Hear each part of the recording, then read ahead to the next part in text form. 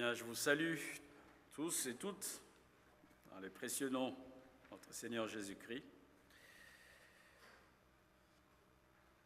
Merci Seigneur pour sa grâce de vivre encore aujourd'hui.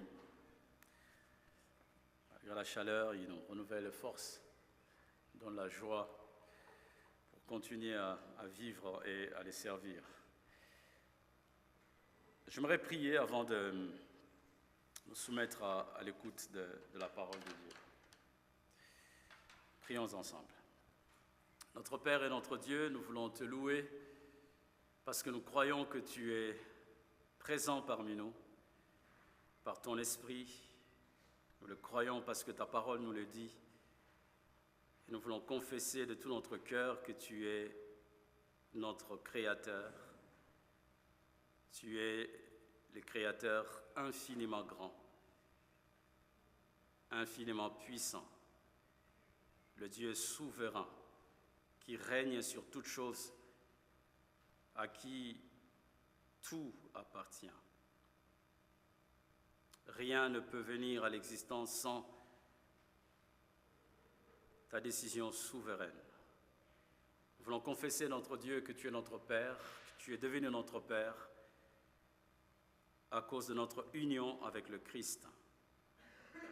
Nous te louons pour la grâce que tu nous fais, nous qui étions morts dans nos péchés, nous qui étions morts à cause de nos offenses. Tu nous as rendus à la vie. Nous te louons pour cette grâce spéciale qui vient de toi.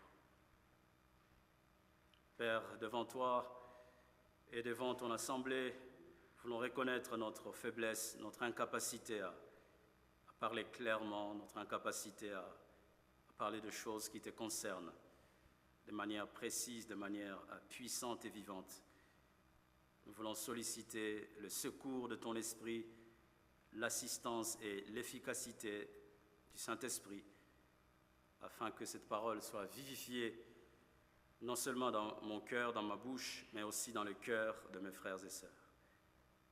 Par cette parole, nous soyons transformés, nous soyons édifiés, nous soyons instruits, nous soyons interpellés de manière forte. Père, nous voulons que tu sois glorifié, honoré, et que par ta parole, nous soyons sanctifiés pour la gloire du Fils, notre Seigneur et Sauveur. Amen. Donc jusqu'ici, nous sommes en train de parler des doctrines de la grâce. Nous nous sommes dit qu'à cause de la chute d'Adam et Ève, qui ont été créés bons par Dieu, à cause de la chute, les péchés est entré dans le monde et toute la descendance d'Adam et Ève a été déchue, dépravé. L'être humain est dépravé, il est déchu. Il naît dans un état de mort spirituelle. Il ne peut connaître Dieu, il ne peut aimer Dieu, il ne peut se soumettre à Dieu, il ne peut s'intéresser aux choses de Dieu. Donc nous avons parlé de la dépravation totale et absolue de l'être humain. Et nous avons parlé aussi de la grâce souveraine de Dieu dans l'élection des hommes pécheurs qui ont dépravé, qui ont été déchus, qui sont morts dans le péché. Et parmi ces hommes dépravés, parmi ces hommes déchus, Dieu, dans sa grâce souveraine, va choisir certains des hommes pécheurs. Et nous avons dit aussi, nous avons parlé de l'élection spéciale ou particulière. Là, nous avons dit que parmi, et plutôt les personnes pour lesquelles Jésus est mort, ce sont celles que le Père a confiées au Fils.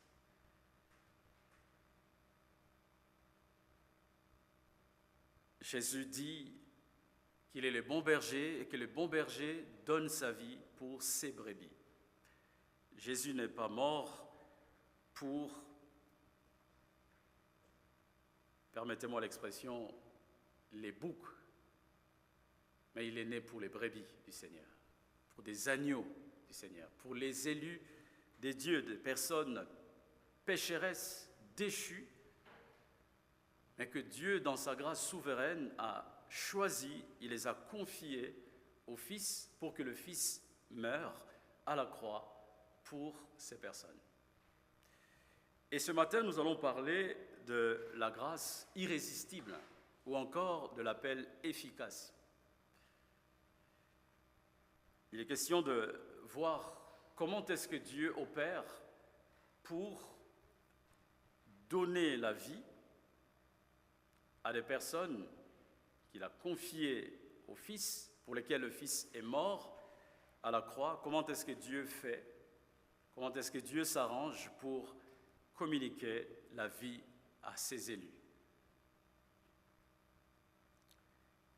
J'aimerais vous soumettre quelques lectures. La première, c'est dans Romains, chapitre 8, le verset... Romains chapitre 8, à partir du verset, je vais commencer carrément au verset 28 jusqu'au verset 30. Romains chapitre 8, le verset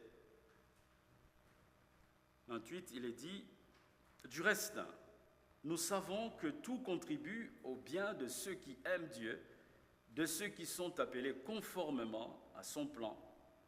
En effet, ceux qu'il a connus d'avance, il les a aussi prédestinés à devenir conformes à l'image de son Fils, afin que celui-ci soit le premier-né d'un grand nombre de frères.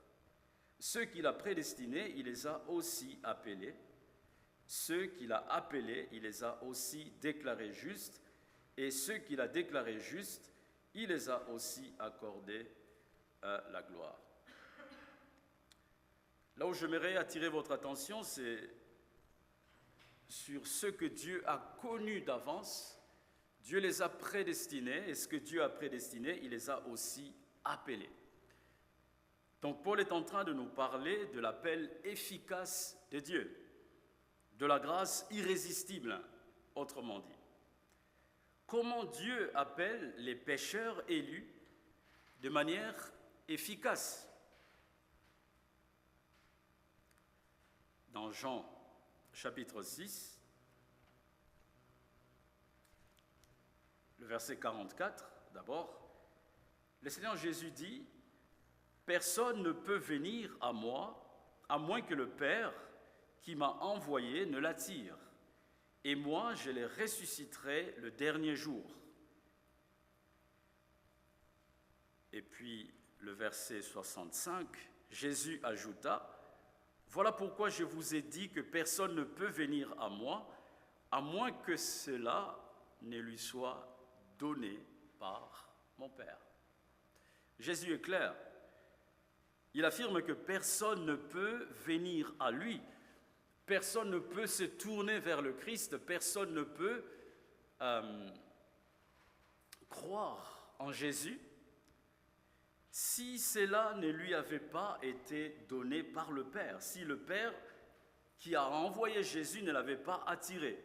Donc, pour venir à Christ, il faut avoir été attiré par le Père.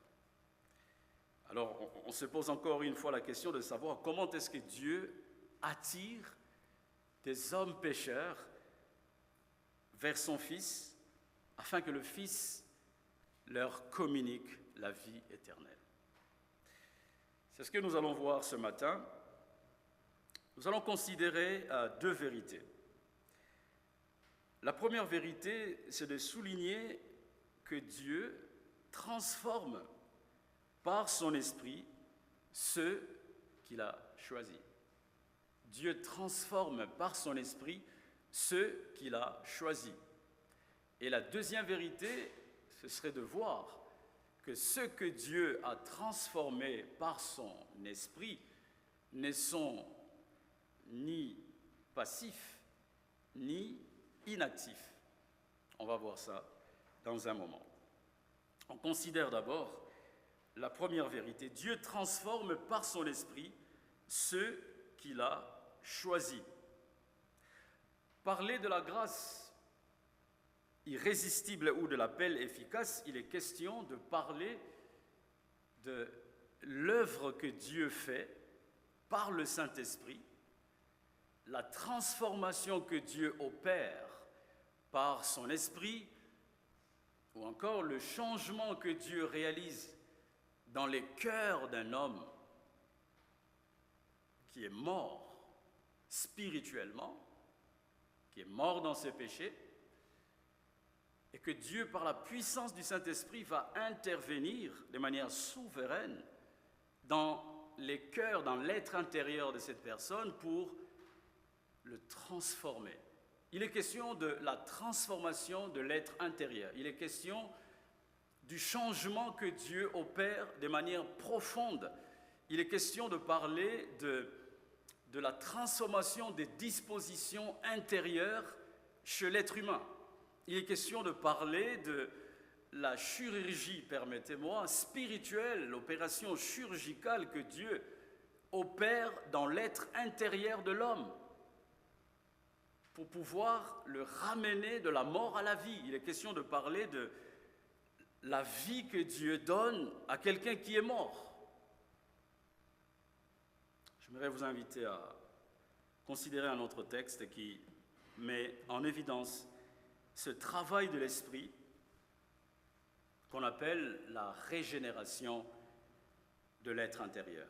Dans les prophètes Ézéchiel, le chapitre 36, nous allons lire à partir du verset 25. Le contexte du chapitre 36, c'est le rétablissement d'Israël, la restauration d'Israël, du peuple de Dieu, dans l'Ancienne Alliance. Alors à partir du verset 25, nous lirons jusqu'au verset 28. Au verset 25, le Seigneur parle par la bouche de son prophète en disant « Je vous aspergerai l'eau pure et vous serez purifiés. Je vous purifierai de toutes vos impuretés et de toutes vos idoles. » Soulignez de toutes vos idoles. « Je vous donnerai un cœur nouveau et je mettrai en vous un esprit nouveau. Je retirerai de votre corps les cœurs de pierre et je vous donnerai un cœur de chair. C'est mon esprit que je mettrai en vous. Ainsi, je vous ferai suivre mes prescriptions, garder et respecter mes règles. Vous habiterez le pays que j'ai donné à vos ancêtres.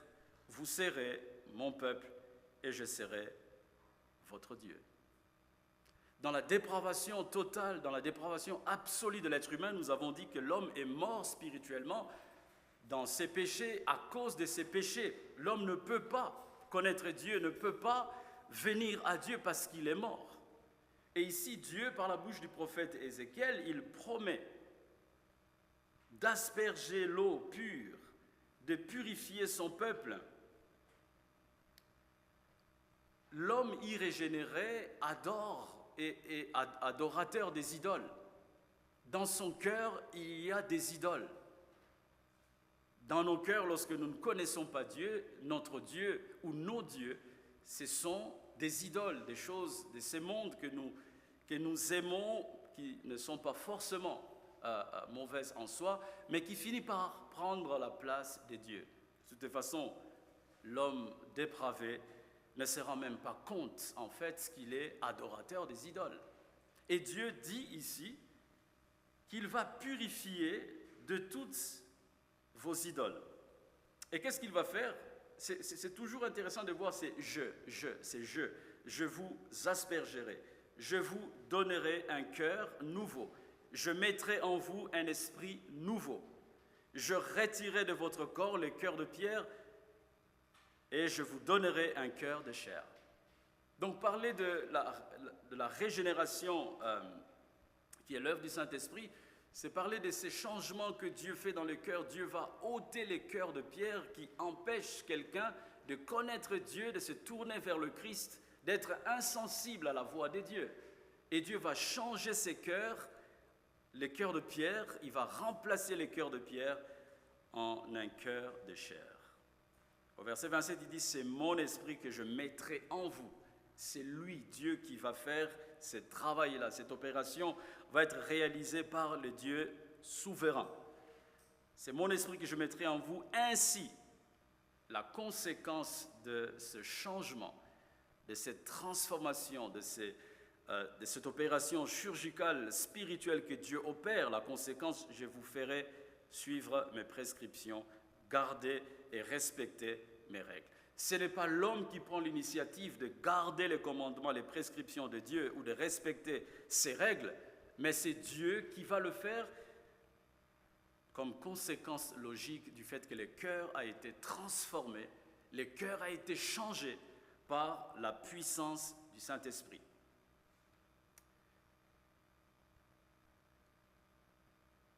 Chers frères et sœurs, à ce stade, l'homme est mort en fait. Il ne peut pas réagir. Un mort ne travaille pas. Un mort ne réagit pas. Un mort ne coopère pas avec Dieu pour la transformation de son être intérieur. Regardons encore une fois notre texte dans l'épître de Paul aux Éphésiens, le chapitre 2.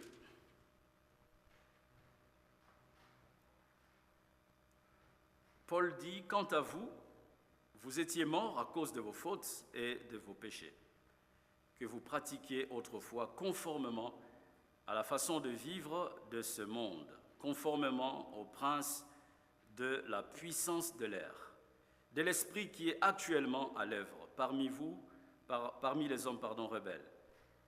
Nous tous aussi, nous étions de leur nombre. Notre conduite était dictée par les désirs de notre nature propre, puisque nous accomplissions les volontés de la nature humaine et de nos pensées. Et nous étions par notre condition même destinés à la colère, tout comme les autres. Le verset 4. Mais Dieu est riche en compassion à cause du grand amour dont il nous a aimés. Nous qui étions morts en raison de nos fautes, il nous a rendus à la vie avec Christ. Encore une fois, Paul souligne l'état de la dépravation absolue et totale de l'être humain. Il est mort dans ses péchés, il est incapable d'avoir la vie par lui-même. Et c'est Dieu qui va intervenir, c'est Dieu qui va ramener cet homme mort, ce non-croyant, de la mort à la vie. C'est lui qui nous a rendus à la vie avec Christ. C'est Dieu qui le fait. La régénération est l'œuvre unilatérale du Saint-Esprit. L'homme ne peut pas collaborer avec Dieu pour la transformation de son cœur. C'est vrai qu'on doit aussi souligner le fait que ces choses restent pour nous des mystères. On ne comprend pas comment est-ce que Dieu opère. On réalise tout simplement le travail de l'Esprit, l'œuvre de l'Esprit qui se manifeste dans la vie d'un homme, dans la vie d'une femme qui a été transformée et changée par le Saint-Esprit. La nouvelle naissance, chers frères et sœurs, n'est pas l'œuvre d'un homme d'une part et de Dieu, non. La nouvelle naissance est une œuvre unilatérale de Dieu et Dieu seul, Dieu trinitaire, qui envoie son esprit dans le cœur de l'homme irrégénéré pour le transformer, changer ses volontés, renouveler son intelligence, permettre à l'homme non-croyant, l'homme irrégénéré, de pouvoir avoir des bonnes dispositions de cœur, de telle enseigne que lorsque l'évangile est prêché, que cet homme puisse être attentif, réagir au message de l'évangile. Si on veut autrement, parler de l'appel efficace, c'est parler de cet appel intérieur que l'Esprit réalise dans les tréfonds de l'être humain. il est fait chez les élus de Dieu, comme nous l'avons vu. Dans Jean chapitre 3, le verset 3 à 8. C'est la conversation de Jésus et de Nicodème au sujet de la nouvelle naissance. Et le Seigneur Jésus dit à Nicodème, qui est le prophète de la loi, qui est venu le voir la nuit, échanger avec Christ, et le Seigneur Jésus lui dit, en vérité, au verset 3, en vérité, je te le dis, à moins de naître de nouveau, personne ne peut voir le royaume de Dieu. Nicodème lui dit, comment un homme peut-il naître quand il est vieux? Peut-il une seconde fois entrer dans le ventre de sa mère et naître? Jésus répondit, en vérité, je te le dis, à moins de naître d'eau et d'esprit, on ne peut entrer dans le royaume de Dieu. Ce qui est né de parents humains est humain, et ce qui est né de l'esprit est esprit. Ne t'étonne pas que je t'ai dit, il faut que vous naissiez de nouveau. Le vent souffle où il veut, et tu en entends le bruit, mais tu ne sais d'où il vient, ni où il va. C'est aussi le cas de toute personne qui est née de l'esprit. Parler de la nouvelle naissance, de la régénération, c'est l'œuvre de l'esprit. C'est le Saint-Esprit seul qui réalise, et l'esprit, il souffle où il veut. On ne peut pas contenir le vent.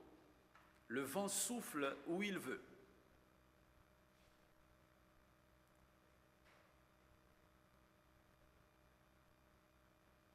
Pour illustrer encore une fois cette œuvre de la régénération, de ce passage de la mort à la vie, dans Jean chapitre 11, vous connaissez l'histoire de Lazare qui était mort.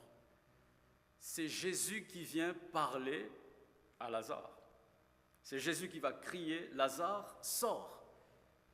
Lazare, il est mort. Mais lorsqu'il a entendu la voix de Jésus, la puissance du Saint-Esprit a opéré, a ramené Lazare de la mort à la vie. Lazare n'a pas coopéré à cette transition de la mort à la vie. C'est l'œuvre de Dieu et de Dieu seul.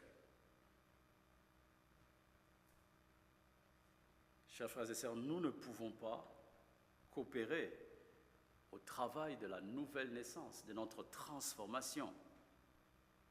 Ce n'est pas possible. L'homme ne peut pas coopérer.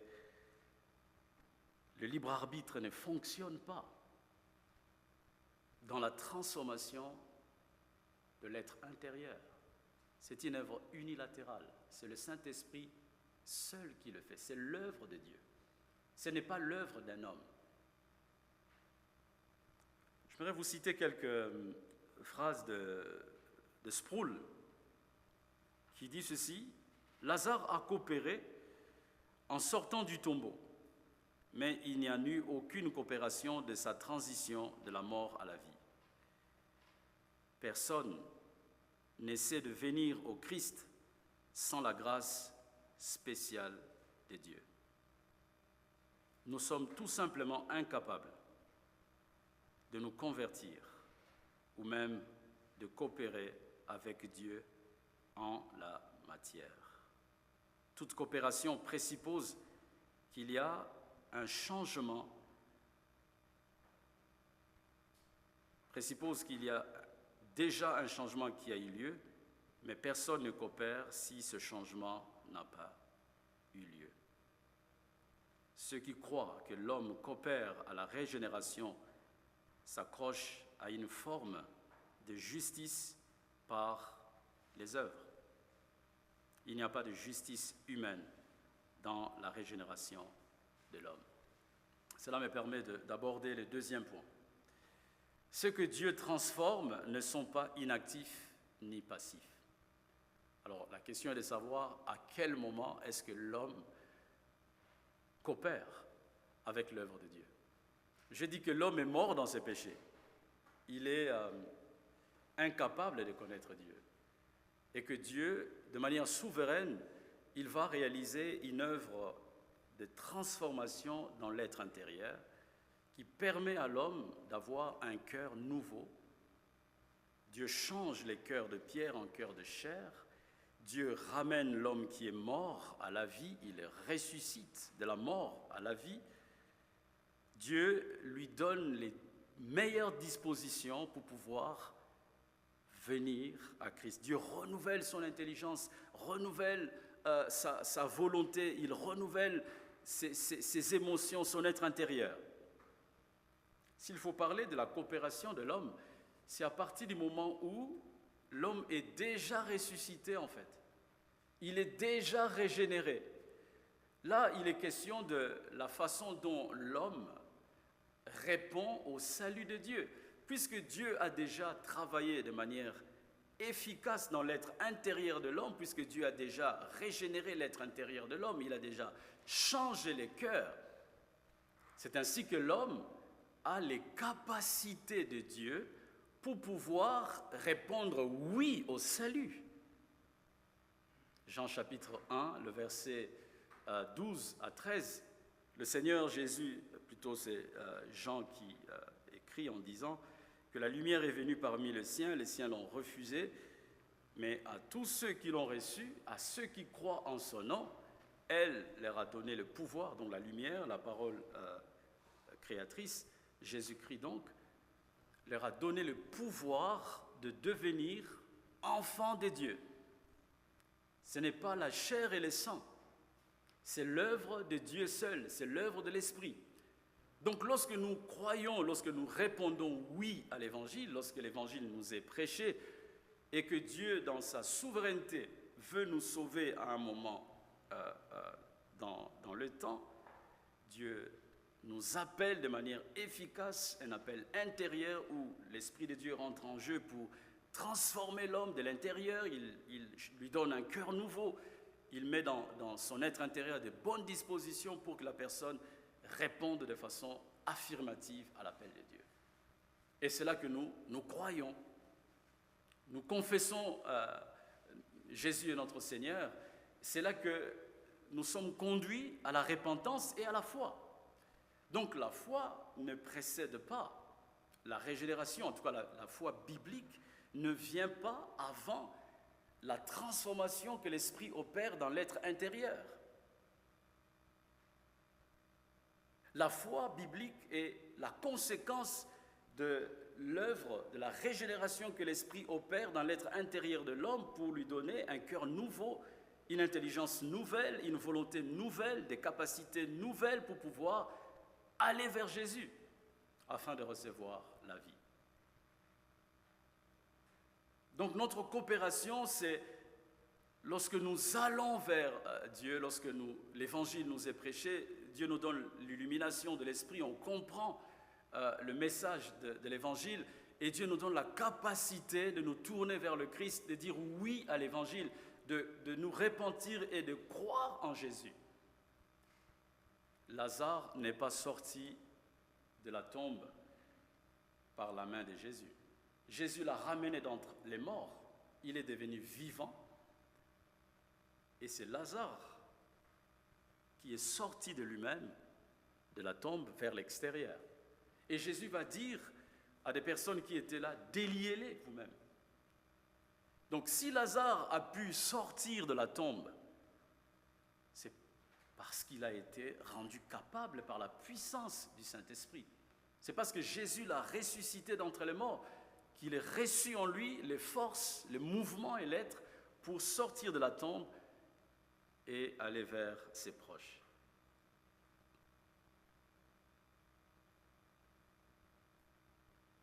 La suite d'Éphésiens chapitre 2, j'avais lu jusqu'au verset 4, maintenant je vais lire à partir du verset 5 jusqu'au verset 8. Je commence carrément au verset 4. Mais Dieu est riche en compassion à cause du grand amour dont il nous a aimés. Nous qui étions morts en raison de nos fautes, il nous a rendus à la vie avec Christ. C'est par grâce que vous êtes sauvés. Il nous a ressuscités et fait asseoir avec lui dans les lieux célestes. En Jésus-Christ, il a fait cela afin de montrer dans les temps à venir l'infinie richesse de sa grâce par la bonté qu'il a manifestée envers nous en Jésus-Christ.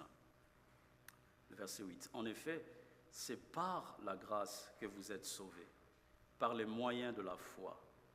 Et cela ne vient pas de vous, c'est le don de Dieu. Nous sommes sauvés par la grâce au moyen de la foi.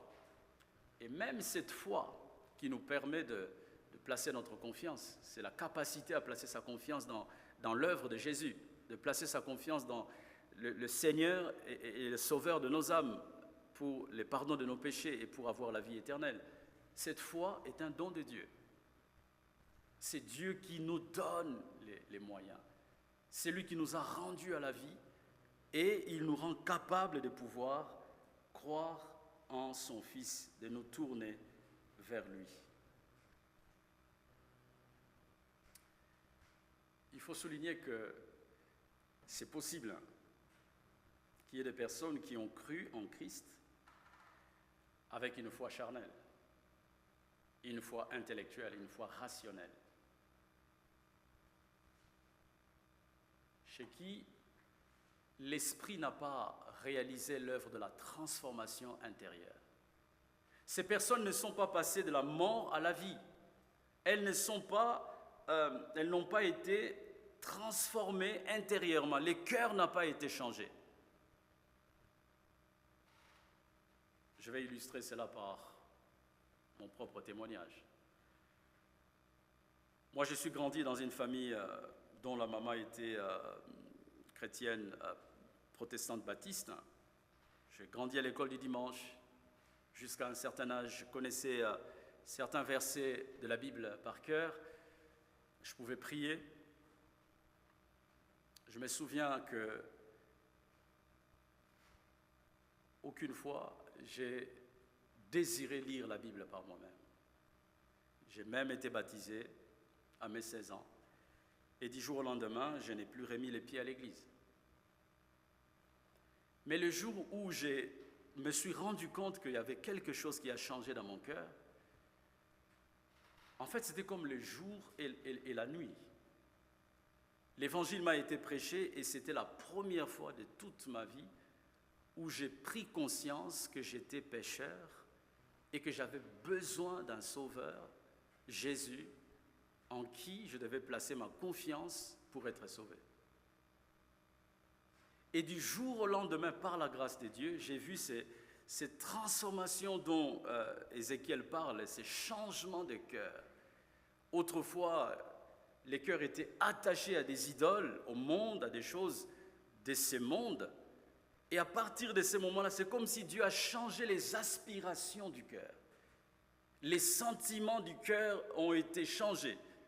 Les volontés de mon âme, de mon cœur, de mon être intérieur ont été changées grâce à ce travail de la transformation de l'esprit.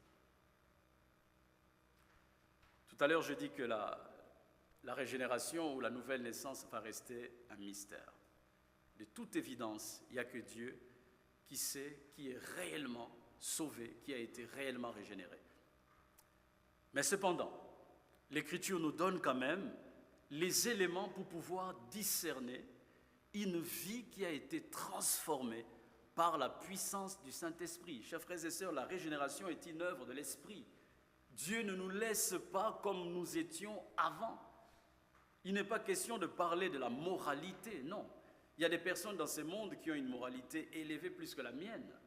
Mais ces personnes n'ont pas connu la transformation intérieure qui est l'œuvre de l'Esprit seul. Ces personnes ne trichent pas, ne mentent pas, ne volent pas, ne sont pas dans des choses compliquées de la vie. Elles sont honnêtes dans tout ce qu'elles font. Mais force est de constater qu'il n'y a pas eu une œuvre de la régénération du cœur. Le passage de la mort à la vie. Il n'y a que le Saint-Esprit qui peut produire ce travail. Nous en sommes incapables. Moi, je suis incapable de produire la transformation du cœur chez qui que ce soit parmi nous. C'est l'œuvre du Saint-Esprit seul. C'est l'Esprit qui œuvre pendant que l'Évangile est prêché. Le Saint-Esprit va travailler les cœurs, il va transformer les cœurs, donner de bonnes dispositions de cœur pour conduire les élus de Dieu à la foi. Il y a des personnes comme moi qui ont grandi dans l'Église, mais qui n'ont vraiment pas réalisé des grands changements. Ces derniers temps, j'avais lu le témoignage d'un certain Philippe Viguier. Il est pasteur à Lyon, fils d'un pasteur. Il parle, il témoigne en disant qu'il a toujours aimé le Seigneur, il a toujours grandi à l'église, il a toujours joué la guitare à l'église, chanté. Voilà, pour lui, c'était Dieu ou rien d'autre. Mais ce qui est intéressant, c'est qu'à un moment donné, dans son livre, il témoigne, il dit que quand le moment est venu pour lui d'aller apprendre l'anglais aux États-Unis, il est parti 1 an, il a réalisé qu'il était seul au monde. Il a expérimenté une certaine solitude profonde du fait d'avoir quitté sa famille, ses parents, ses proches, son église, où ses parents étaient pasteurs, où il avait l'habitude de servir en famille. Et il était dans une profonde solitude. Et c'est là qu'il a commencé réellement à lire la Bible pour lui-même. Il dit, je ne peux pas vous expliquer ce qui s'est passé, mais ce que je sais, c'est que mon amour pour Jésus avait changé. J'avais un amour spécial pour le Seigneur Jésus. Et c'est là que je crois que Dieu a régénéré mon cœur. C'est Philippe Viguier qui le dit dans un livre. Un autre témoignage récent, j'ai assisté à une conférence de l'église Bonne Nouvelle à Poissy. Un pasteur qui nous a prêché, Don Curry, il était pasteur dans son église, il est aujourd'hui missionnaire à l'Europe de l'Est. Il nous a témoigné en disant qu'il s'est converti pendant l'exercice de son ministère pastoral. En fait, il est rentré dans le ministère sans avoir été régénéré. Il prêchait la Bible, il priait, mais il n'a jamais été régénéré. Il n'a jamais expérimenté cette transformation de l'être intérieur que l'Esprit seul peut apporter dans un cœur. Il dit, c'est comme si c'était le jour et la nuit. Je pleurais devant Dieu, je pris conscience que j'étais un pécheur qui n'a jamais obtenu le pardon de Dieu. Jonathan Edwards, lui aussi, a expérimenté la même chose. Il s'est converti pendant les 3 premières années de son ministère. Prêchait la Bible, mais il n'a jamais été transformé par l'œuvre du Saint-Esprit. Il n'a jamais été régénéré. Il prêchait de manière charnelle, il priait de manière charnelle, de manière intellectuelle, rationnelle. Mais le Saint-Esprit n'avait pas transformé son cœur de manière profonde au point de changer ses aspirations, de changer ses volontés, de changer les dispositions de son cœur, de l'amener à prendre conscience en fait qu'il est un pécheur, qui a besoin de la repentance et de placer sa confiance dans le Fils de Dieu. Chers frères et sœurs, je termine ce message en nous disant, est-ce que nous sommes nés de nouveau? Est-ce que vous êtes nés de nouveau? Avez-vous connu la régénération que le Saint-Esprit produit dans un cœur?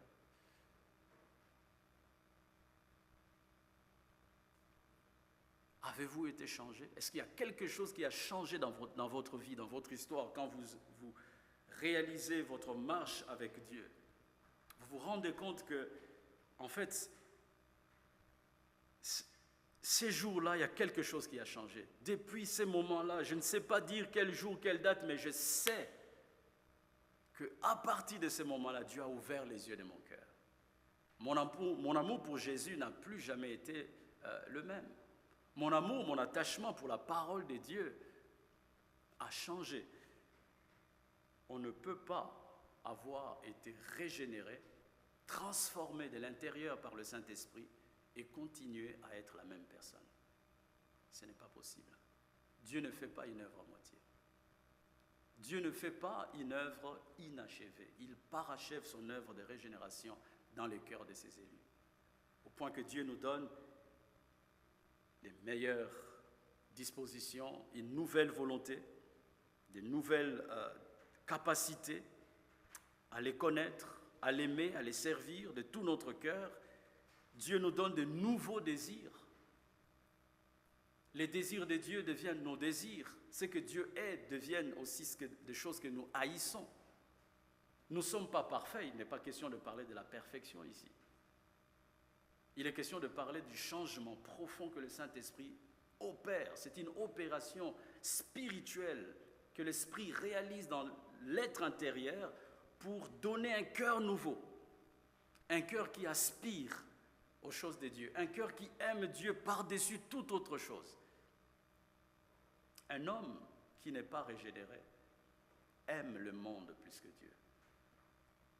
Mais le changement que Dieu opère dans un cœur pour nous basculer de la mort à la vie, il nous donne un amour profond pour sa personne, pour les choses de Dieu. L'amour du monde devient secondaire, tertiaire. Nous continuons, n'est-ce pas, à lutter contre le péché, contre les mondes, contre les choses du monde. Mais on réalise que nous aimons le Seigneur d'un amour inaltérable. Et cet amour peut parfois connaître des hauts et des bas. Mais ce qui est certain, c'est qu'il y a eu transformation. Florent Jacquard est passé ici, il nous a prêché, il a insisté sur ce point de la transformation. Avez-vous été transformé par le Saint-Esprit? Si ce n'est pas le cas, sachez que c'est possible. L'Esprit souffle où il veut. Je ne veux pas vous dire, venez donner votre cœur à Jésus. Moi-même, j'ai donné ma vie à Jésus 2 fois, 2 reprises. Dans une réunion de jeunes, du jour au lendemain, on prêche, viens, donne ta vie à Jésus, fais cette prière. Je fais la prière, mais rien n'y fait. Charnel, c'était rationnel, pas de vie de Dieu. Celui qui est régénéré, il reçoit la vie de Dieu. Il reçoit le Saint-Esprit. C'est Dieu lui-même qui vient établir son domicile, son habitation dans un cœur régénéré.